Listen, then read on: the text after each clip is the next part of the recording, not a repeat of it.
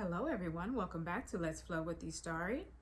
Most people do not want to talk about the things that I want to talk about, so I have decided to talk to you, okay? Um, Today what I want to do is I want to start with reading the introduction of this book right here, The Untethered Soul. This is our current book flow, okay?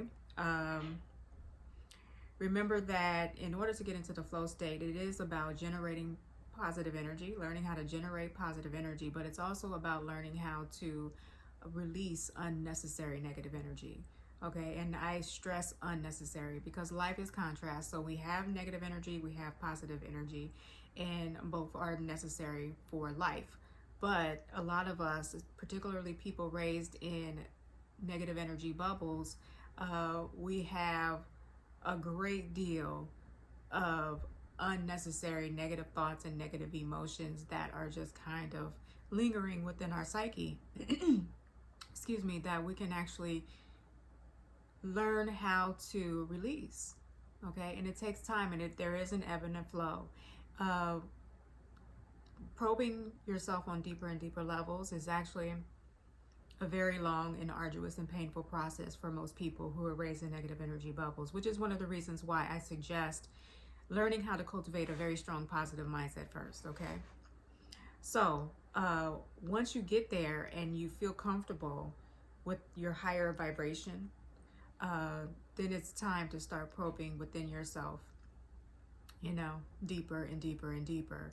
And most people don't do this part of the journey because like I said, it's very painful. It can be very painful for some people, or even just very uncomfortable. And a lot of us, we don't want to deal with any level of discomfort, okay? So I preface that to say that not many people are going to watch these videos, okay? And it's perfectly understandable. But for those of you who are ready, I just want you to know that they are here whenever you decide that you're ready, okay? So we're just going to start with the introduction. It's only 3 pages long, and I'm going to read this to you. I really do enjoy watching TV and movies, but I also really do love reading, and I love reading out loud.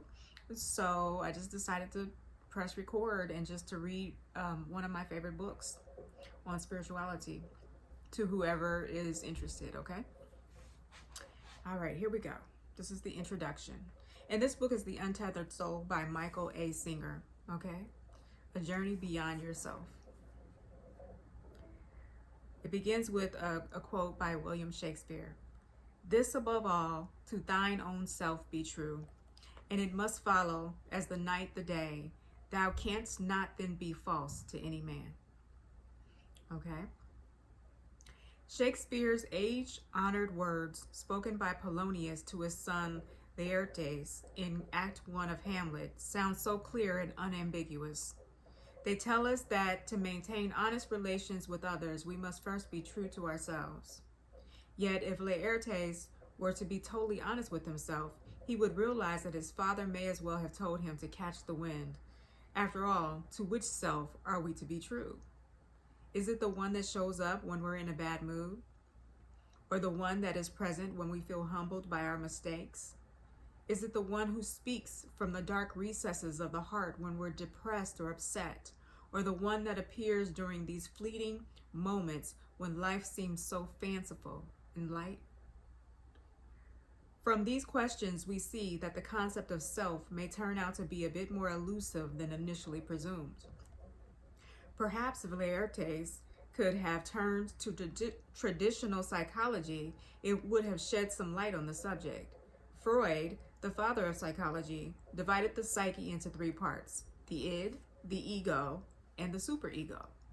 He saw the id as our primal animal nature, the superego as the judgment system that society has instilled within us, and the ego as our representative to the outside world that struggles to maintain a balance between the other 2 powerful forces.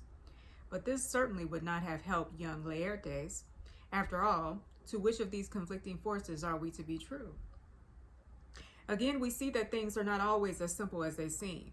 If we dare to look past the surface of the term self, questions arise that many people would rather not ask. Are the many aspects of my being all equally part of myself, or is there only one of me? And if so, which, where, how, and why? In the following chapters, we will undertake a journey of exploration of self, but we will not do so in a traditional manner. We will neither call upon the experts in psychology nor upon the great philosophers. We will not argue and choose between time-honored religious views or resort to statistically supported surveys of people's opinions. We will instead turn to a single source that has phenomenal direct knowledge on the subject. We will turn to one expert who, for every moment of every day of their life, has been collecting the data necessary to finally put this great inquiry to rest. And that expert is you. But before you get too excited or decide that you're not up to the task, first be clear that we're not after your views or opinions on the subject. Neither are we interested in what books you have read, classes you have taken, nor seminars you have attended. We are only interested in your intuitive experience of what it is like to be you. We are not looking for your knowledge. We are seeking your direct experience. You see, you can't fail at this because yourself is what you are at all times and in all places. We simply need to sort it out. After all, it can get quite confusing in there. If that's not the truth, I don't know what is. The chapters of this book are nothing but mirrors for seeing yourself from different angles. And though the journey we are about to embark on is an inner one, it will draw upon every aspect of your life. The only requirement asked of you is the willingness to honestly look at yourself in the most natural, intuitive manner. Remember, if we are seeking the root of self, what we are actually seeking is you. As you read through these pages, you will find that you know much more than you thought you did about some very deep subjects. The fact is, you already know how to find yourself. You have just gotten distracted and disoriented. Once refocused, you will realize that you not only have the ability to find yourself, you have the ability to free yourself. Whether you choose to do so or not is entirely up to you. But upon completion of your journey through these chapters, there will be no more confusion, nor more lack of empowerment, and nor more blaming others. You will know exactly what must be done. And should you choose to devote yourself to the ongoing journey of self-realization, you will develop a tremendous sense of respect for who you really are.